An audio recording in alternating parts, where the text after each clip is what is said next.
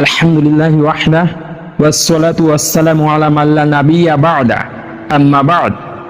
বুরায়দা রাদিয়াল্লাহু তাআলা আনহু থেকে বর্ণিত, তিনি বলেন, রাসূলুল্লাহ সাল্লাল্লাহু আলাইহি ওয়াসাল্লাম বলেছেন, কাজী বিচারক তিন প্রকারের, তার মধ্যে দু প্রকার কাজী জাহান্নামী আর এক প্রকার জান্নাতি।